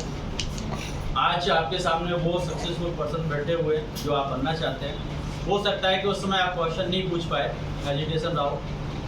अब हो सकता है कि आपके दिमाग में आ रहा हो कि मैं कुछ पूछ लूँ, है ना। तो ये है कि आपको अपने क्वेश्चंस को एक एक करके पूछ सकते हैं और इनसे डिस्कस कर सकते हैं। लेकिन एक मैं बहुत इम्पोर्टेंट बात कहना चाहता हूँ यहाँ पर कि आपकी सफलता में आपके जो हथियार होते हैं ना, यहाँ पर हथियार आपके क्या है, जो रिसोर्सेस हैं वो बहुत महत्वपूर्ण होते हैं। मतलब ये कि जो आपको उस लेवल की चीज़ें मिल पा रही कि नहीं मिल पा रही हैं, जो एग्ज़ाम की डिमांड है उस लेवल पर यदि आप कर पाते हैं तो आप ये मान के चलें कि पहली बार में ही सक्सेस हो जाते हैं। और जैसे सर ने अभी एग्जांपल दिया कि आपकी लक्ष्मीकांत की जो बुक है, जो इंडियन पॉलिटी के लिए, इसी टाइप से और भी सब्जेक्ट के बहुत स्टैंडर्ड बुक्स हैं। तो वो जो राइटर लिखता है वो आपको ध्यान में रख करके नहीं लिखता है, उसको तो अपनी इंडियन पॉलिटी के बारे में लिखना है। वो ना आपका यूपीएससी का सिलेबस ध्यान रखते हैं और ना ही एमपीपीएससी का सिलेबस ध्यान रखते हैं। वो भारतीय राज्य व्यवस्था के बारे में लिख रहे हैं, भारतीय इतिहास के बारे में लिख रहे हैं। लेकिन हम लोग जो कंटेंट डेवलप करते हैं वो बिल्कुल आपको ध्यान में रख करके डेवलप करते हैं कि आपका सिलेबस मेरे सामने होता है और जिस बुक से, जहाँ से जो अच्छी चीज़ें मिलती हैं उनको हम ला करके अपने यानी कि उसमें नोट्स में शामिल करते हैं। आप तो यूँ समझ लीजिए कि हम एक माली का काम करते हैं, जो अच्छे यानी कि फूल है बगीचे में से चुनते हैं, एक बढ़िया गुलदस्ता बना करके आपको दे देते हैं और जिसमें बहुत शानदार खुशबू आती है और वो खुशबू आती है जो आपको पोस्ट दिलाती है। तो कहने का मतलब ये है कि हमारा जो R&D टीम होती है, रिसर्च एंड डेवलपमेंट, जो लगातार चलता रहता है, उसमें वही काम किया जाता है कि आपके काम को बहुत आसान कर देते हैं कि आपको बहुत सारी बुक्स नहीं पढ़नी है। इसलिए तो बार बार कहते हैं ना कि एक ही बुक को पढ़ें। एक बुक को पढ़ा मतलब वो आप उस चीज़ को पढ़ें जिसमें सभी चीज़ों को शामिल किया गया है। आपने यदि हमारे समीक्षा इंस्टीट्यूट से नोट्स देखे हों तो मेन एग्जामिनेशन के लिए हमने जो नोट्स तैयार किए ना, और MP में उनकी कोई बराबरी नहीं, मैं दावे के साथ कह रहा हूँ। क्योंकि और लोगों ने जहाँ काम खत्म कर दिया वहाँ से मेरा शुरू होता है। पूरे सिलेबस के अकॉर्डिंग हमने पूरे यूनिट वाइज पहले उसको किया है और यूनिट में भी फिर टॉपिक वाइज किया है। और टॉपिक में भी स्टार्टिंग में हमने थ्योरी दी है, फिर जो क्वेश्चन होते हैं, जो आयोग की डिमांड है, उसके अकॉर्डिंग हमने आंसर को यानी कि फ्रेम किया है। जैसे 3 मार्कर क्वेश्चन आते हैं तो बिल्कुल उतने ही वर्ड में मैंने आंसर लिखा है, और 5 मार्कर जो 50 वर्ड में आंसर लिखना होता है, हमने बिल्कुल उतने ही वर्ड्स में लिखने की कोशिश की है। और 11 मार्कर जो आपका यानी कि लॉन्ग क्वेश्चन होता है, 200 वर्ड्स में उसका आंसर लिखना होता है, हमने बिल्कुल वही लिखा है। तो ये काम बड़ा मुश्किल होता है। आप किसी भी इंस्टीट्यूट के, मैं कह रहा हूँ, पूरे इंदौर तक चक्कर काट लेना, ऐसा किसी ने नहीं लिखा होगा। क्यों? क्योंकि उसमें आपका क्वेश्चन का आंसर फ्रेम करना होता है और इसमें बहुत बड़ा टाइम लगता है, बहुत रिसर्च लगती है, एक बहुत इंटेलेक्चुअल यानी कि लेवल से लिखना होता है, तब उसको आंसर आप लिख पाते हैं। अदरवाइज सारे इंस्टीट्यूट वालों ने क्या किया है कि आपको इकट्ठा मैटर दे दिया है और इससे अब आप बनाते रहिए। 3 मार्कर आप बनाएं, 5 मार्कर आप बनाएं, 11 मार्कर आप बनाएं। हमने दोनों काम किए। स्टार्टिंग में आपको पूरी थ्योरी दी है, पूरा मैटर दिया है, उसके बाद कौन कौन से एक्सपेक्टेड क्वेश्चन हो सकते हैं, संभावित प्रश्न हो सकते हैं, उन सारे प्रश्नों के उत्तर भी लिखे हैं। और 3 मार्कर की जो हमारी बुक है हिंदी मीडियम में और इंग्लिश मीडियम में, ग्वालियर से लेकर के इंदौर तक, भोपाल, जबलपुर, हर जगह मेरी पड़ी, यानी कोई दूसरा विकल्प भी नहीं है पूरे मध्य प्रदेश में। पूरे मध्य प्रदेश से फ़ोन आते हैं कि सर मुझे वो बुक चाहिए, क्योंकि दूसरा और इस लेवल की कोई बुक तैयार ही नहीं हुई। कि एक बड़ा आंसर लिख देना बड़ा कठिन, बड़ा आसान काम होता है। मैं कहूँगी गांधी जी के बारे में बताओ तो आप गांधी जी के बारे में पूरा निबंध लिख दोगे, लेकिन मैं कहूँ गांधी जी के बारे में सिर्फ 3 बातें बताओ, तो ये थोड़ा आसान काम है। 3 बातें तो बताइए जब निबंध लिख सकते हैं, गलत है। क्योंकि वो 3 बातें मैं सुनना चाहता हूँ जो गांधी जी को पूरा पर्सनालिटी को बता दें। ये मुश्किल काम है।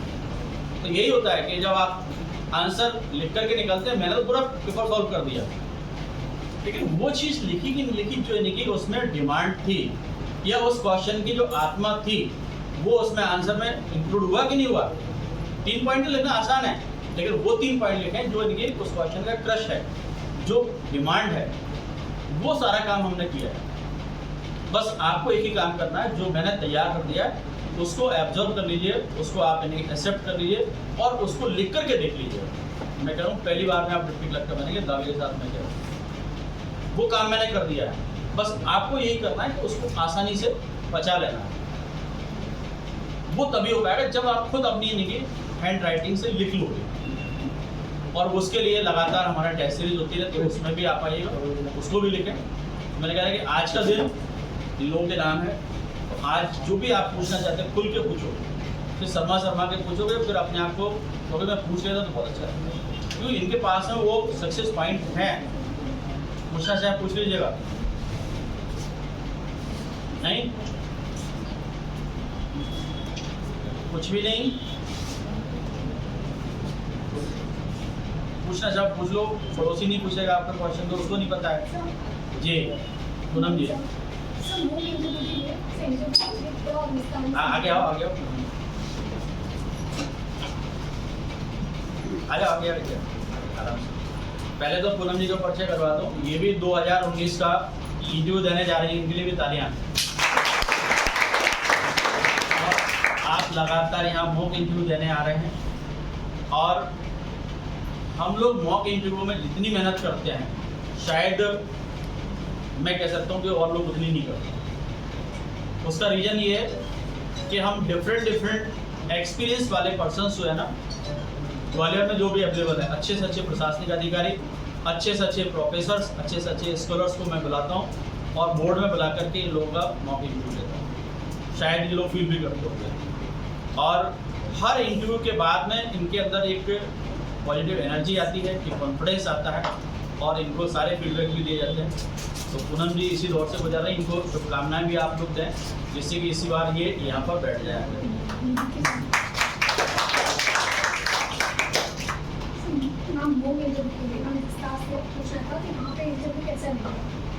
मैम यहाँ का जो आइडिया है मुझे इंटरव्यू दे दिया मैंने दो, लेकिन वहाँ का माहौल कैसा रहेगा? इनिशियली तो जैसा यहाँ पे है बहुत ज़्यादा हम हमारे जैसे कई सारे एस्पिरेंट्स को देखते हैं तो एक नर्वसनेस होना ज़्यादा सी बात है। जैसे मेरे मॉक इंटरव्यू मेरे फाइनल इंटरव्यू से पहले भी 2 एस्पिरेंट्स साथ में थे, तो हम लोग एक दूसरे को ही डिस्टर्ब करते रहते हैं कि सब बढ़िया होगा।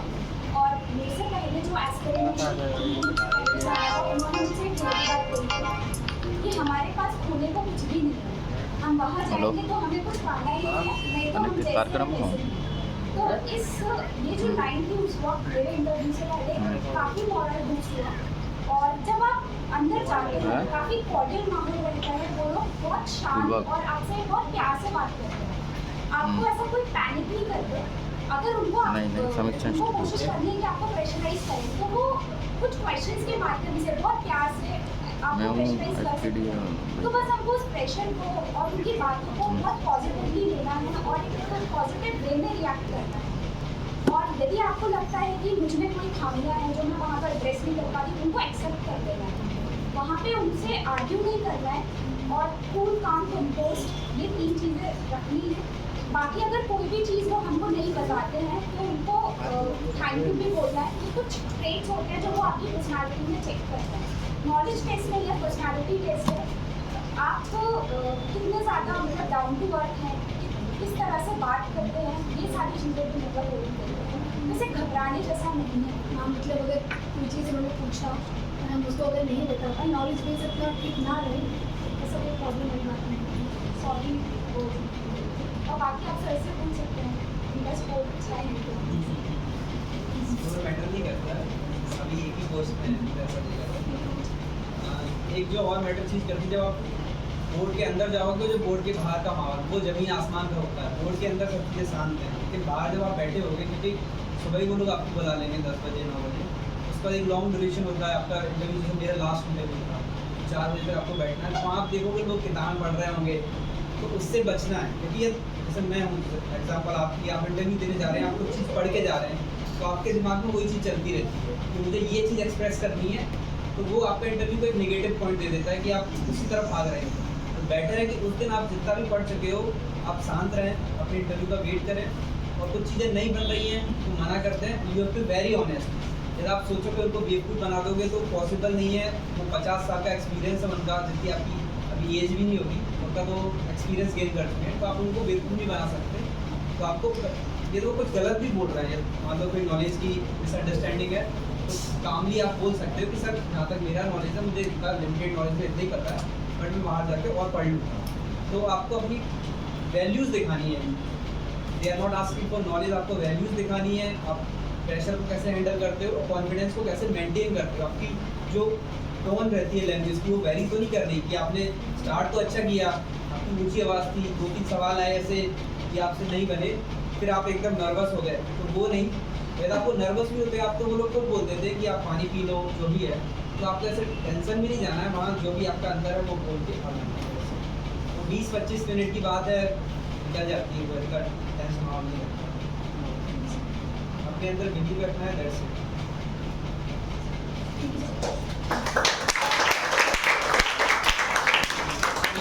मुझे लगता है कि पूनम जी ने आपका सभी का रिप्रेजेंटेशन यहाँ पर कर दिया है। अपनी जो बातें थी आपकी, शायद उन्होंने आपके माध्यम से व्यक्त हुई होंगी। अब एक चीज़ और बहुत इम्पोर्टेंट जो मैं कहना चाहता हूँ कि आप लोग इंटरव्यू के टाइम जो लास्ट स्टेज होती है उसी की चर्चा ज़्यादा हो रही, तो मैं एक बात और कह दूँ कि आपको वहाँ पर नॉलेज का कोई गेम नहीं है, क्योंकि नॉलेज आपका चेक हो चुका है, आपकी पर्सनैलिटी का वहाँ पर चेक होनी है। वहाँ पर एक जैसा आपको रखना है अपने आप, वहाँ एक्साइटमेंट नहीं दिखाना है, ना नर्वसनेस। जैसे पूछा कि भारत के प्रधानमंत्री, बोले तुम खड़े हो गए वहीं पर, मुझे तो पता है नरेंद्र मोदी। बोले बेल्जियम के राष्ट्रपति, आप एकदम से जमीन में घुसे जा रहे हैं। दोनों ही नहीं करना है आपको काम, सिंपल वे में। नरेंद्र मोदी नहीं बोलना, श्री नरेंद्र मोदी। और इसलिए नहीं पूछ रहे हैं कि नरेंद्र मोदी का आप नाम जानते कि नहीं जानते, ये देखना है कि आप किस तरह से उसको बता रहे हैं। वहाँ पर कोई वजह नहीं थी नरेंद्र मोदी का नाम जानने के बाद, सिर्फ ये जानना चाह रहे थे आप उनका नाम किस तरह से बोलेंगे, बस सिर्फ एक ही वजह थी। भाई उनको भी पता है कि आपको नरेंद्र मोदी का नाम तो पता ही होगा, क्योंकि इतने लगातार सक्सेसफुल प्रधानमंत्री हमारे, तो उनका नाम तो जानते होंगे। एक बस यही जानना चाह रहे थे श्री लगाया कि नहीं लगाया। राष्ट्रपति का नाम पूछा तो महामहिम लगाया कि नहीं लगाया, ये जानना चाह रहे हैं आप। सिर्फ एक ही पर्पज है, ये नहीं कि राष्ट्रपति का नाम नहीं जानते होंगे, आप जानते होंगे, लेकिन आप अपनी अभिव्यक्ति किस तरह से कर रहे हैं। और बेल्जियम के राष्ट्रपति का नाम जरूर थोड़ी कि आपको पता हो, क्योंकि बेल्जियम के ऐसे दुनिया में बहुत सारे देश हैं, उनके प्रधानमंत्री भी हैं, राष्ट्रपति भी हैं, तो वो आपके कॉन्फिडेंस देखना चाह रहे हैं कि आप कितने नर्वस होंगे इसके बाद। अंदर के अंदर खुश भी होंगे, मैंने इसको नर्वस कर दिया, ऐसा नहीं है, वो इस फीलिंग के साथ में नहीं आता, लेकिन आपकी पर्सनैलिटी वो चेक करना चाहता है कि आप में वो पेशेंस है कि नहीं।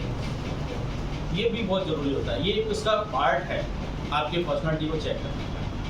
तो अब वो मैं सुबोध बर्डे सर को बुलाऊंगा कि वो अपना भी संक्षिप्त आपको आशीर्वाद दें और अपनी बात रखें।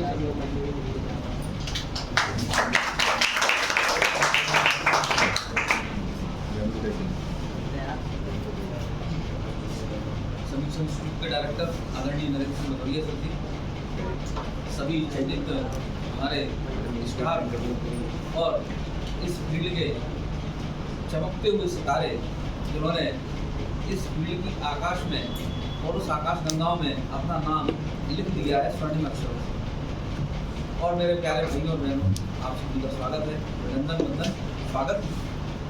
मैं अपनी बात बहुत ही कम शब्दों में कहूँगा क्योंकि समय की मर्यादाएं हैं, तो मैं वहीं से स्टार्ट करता हूँ जहाँ से मुझे अपनी बात कही। बैठे हुए हैं आपके सामने अभिषेक जी,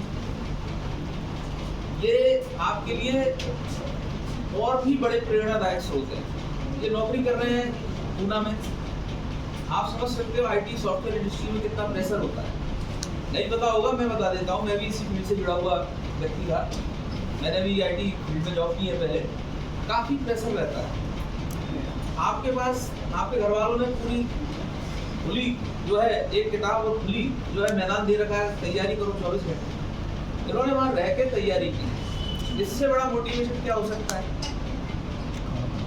और ना केवल तैयारी में सफलता प्राप्त की, टॉप रैंकर, सीधे डीसी, अल्टीमेट शानदार योगदान, जितनी तारीफ की जाए उतना। दूसरा उदाहरण, ये बैठी हुई है आपके सामने, मैं इनका नाम भूल रहा हूँ, प्रेरणा है, ठीक है। पहले अटेम्प्ट में, फर्स्ट अटेम्प्ट में, पहला प्री, पहला मेंस, पहला इंटरव्यू, और डीएसपी इन्होंने चॉइस नहीं करी। लोग डीएसपी के लिए मरते हैं, उन्होंने चॉइस रखी कि मुझे शिक्षा विभाग में जाना है, आप लोगों की सेवा करनी है। सिलेक्शन हो गया, मात्र 8 नंबर से ये डीसी नहीं बन पाए। आप बताइए इससे ज्यादा और आपके लिए प्रेरणादायक स्रोत क्या हो सकता है। पहले अटेम्प्ट में पहली बार, मतलब आप सब लोगों के आप बहुत सारे ऐसे लोग होंगे जिनकी उम्र इनसे भी जो है क्या होगी, ठीक है, ज्यादा होगी। मतलब इनकी उम्र बहुत सारे ऐसे होंगे उससे कम होगी। तो मैं आपसे कहना चाह रहा हूँ ये आपके लिए और भी महत्वपूर्ण प्रेरणादायक स्रोत। और क्या चाहिए बताइए आप।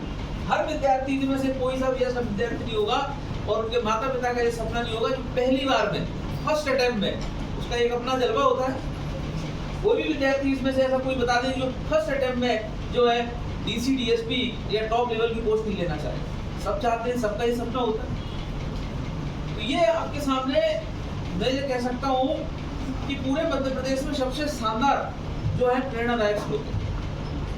और तीसरे जो हमारे विद्यार्थी बैठे हुए हैं, गिरजा साहू जी, आपका नाम तो याद आ गया, ठीक है।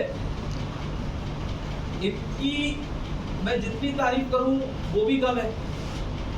ये बहुत नॉलेजेबल है, मतलब मैंने इनका इंटरव्यू लिया इसलिए थोड़ा बहुत जानकारी ये बता पा रहा हूँ अपनी नॉलेज से कि इनको ज्योग्राफी की अथाह नॉलेज है। मैं थक गया कि एक आध क्वेश्चन में फंसा सकूं, मैं नहीं फंसा पाया। सारे क्वेश्चन के आंसर दे दिए, जबकि मैं क्वेश्चन बहुत टिपिकल पूछता हूँ, मतलब बाल की खाल की निकाल लेता हूँ कई बार क्वेश्चन में। उसमें 100 में से 99.9 विद्यार्थी जो है कहीं ना कहीं फंस जाते हैं, लेकिन मैं इनके बारे में कहूँ ये नहीं फंसते। मतलब जो लेवल इन्होंने शो किया अपनी सब्जेक्ट का, वो अव्वल लेवल का। पोस्टों से तुलना नहीं करनी चाहिए, उनको कोई भी पोस्ट मिली लेकिन वो डिजर्व करती है बहुत शानदार पोस्ट। और अभी पूरा मैदान खाली है, आगे आने वाले समय में कुछ भी हो सकता है। तो बहुत ही जबरदस्त अपने सब्जेक्ट पे इनकी 100% पकड़, और जेआरएफ करके बैठी हुई उदाहरण है, कोई कपोल कल्पित कहानी नहीं, बिल्कुल ज्योग्राफी में इनका जेआरएफ तो वो है। और साथ में इंटरव्यू में भी जो मॉक वगैरह हुए उसमें उन्होंने अपनी पूरी नॉलेज जो है सामने वाले को प्रभावित किया। तो मैं आप सभी लोगों से बस यही कहूँगा कि आप इन लोगों से सीखें। और जैसा कि अभी थोड़ी देर पहले सर ने भी कहा था, हमारे चौधरी सर ने, ये एक लाइन है, ठीक है। अब आपको ऐसा लग रहा होगा कि ये लाइन जो है यहाँ और यहाँ में जमीन आसमान का अंतर हो गया। कुछ लोग इसको लक्ष्मण रेखा समझ रहे होंगे, ठीक है, जबकि क्या है, कुछ नहीं है। आपने तैयारी की, सिलेक्शन हो गया, लेकिन ये बीच में लाइन खिंच गई, ठीक है ना। तो आप यही मान के चले ऐसा कुछ भी नहीं है। जो तैयारी करेगा, वो सर ने, भदौरिया सर ने अभी सारी चीजें समझाई कि भाई आपको प्रॉपर बना के नोट्स दे दिए। उनकी R&D टीम ने हर चीज उस सिलेबस से निकाला, जो मेहनत बहुत सारे विद्यार्थी करते हैं वो ना करनी पड़े। आपको पका मटेरियल दे दिया, क्या करना है, टेस्ट लाओ, प्रैक्टिस करो। और मैं कह रहा हूँ गारंटी के साथ, मेरी बात यदि गलत निकल जाए तो आप मेरे को जितना चाहे उतना कोर्स लेना। आप यहाँ के प्री के टेस्ट दो, मेंस के टेस्ट दो, सिलेक्शन नहीं हो तो गारंटी है इस बात। ये खुली किताब है, कहीं भी आप घर पे बैठ के कहीं से भी आप टेस्ट दो, अच्छे मॉक टेस्ट दो, ना हो सिलेक्शन तो इसकी पूरी जिम्मेदारी। ऐसा हो ही नहीं सकता। जिन विद्यार्थियों ने प्रॉपर वे में टेस्ट दिए, मेंस की टेस्ट सीरीज लिखी, कौन ऐसा होगा जिसका सिलेक्शन नहीं हुआ होगा? आप सभी के सामने उदाहरण है, और ये सारे विद्यार्थी आपके बीच में ही तो कभी ना कभी बैठते थे। तो बिल्कुल प्लेन पेपर पे लिखी हुई आपके जीवन की कहानी है, टेबुला रासा, ठीक है। और ये इनका दिन है, ये आपके सामने स्वर्णिम जो है आपका मार्गदर्शन और आपके भविष्य को निर्धारित करने वाले शानदार उदाहरण है, ठीक है। इस आकाश गंगा में चमकते हुए सप्तऋषि से भी शानदार सितारे हैं। तो आप सभी लोग इन सब से एक प्रकार से मोटिवेशन लेते हुए आज ये कसम खा के घर जाए कि अगले 2024 में हमारी जेब में एक पोस्ट होगी, ठीक है। मैं अपनी बात यहीं समाप्त करूंगा।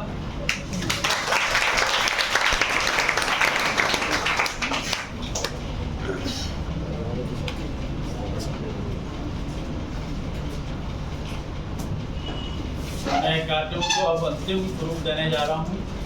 उससे पहले मैं एक शख्सियत है हमारे बीच में, उनका मैं परिचय करवाना जरूरी समझता हूँ। आपको प्रमोद राजावत जी हैं और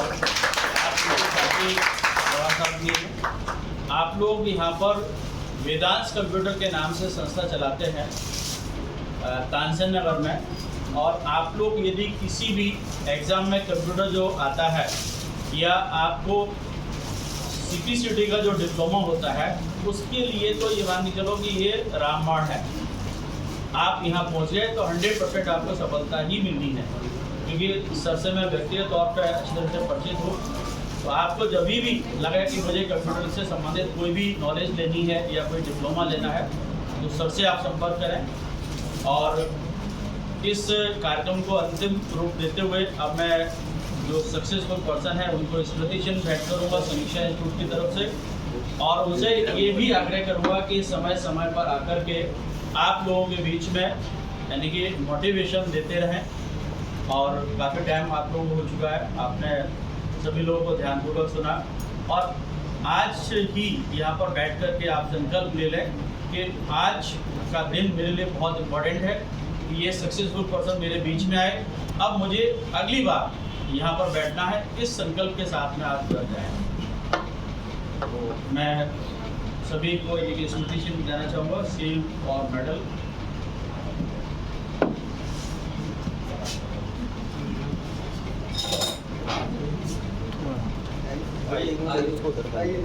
भाई नहीं होगी वो, तभी तो कह रहा हूँ।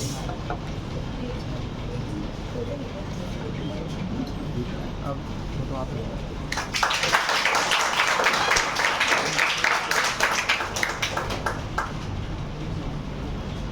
शुभ सर, हरीश सर।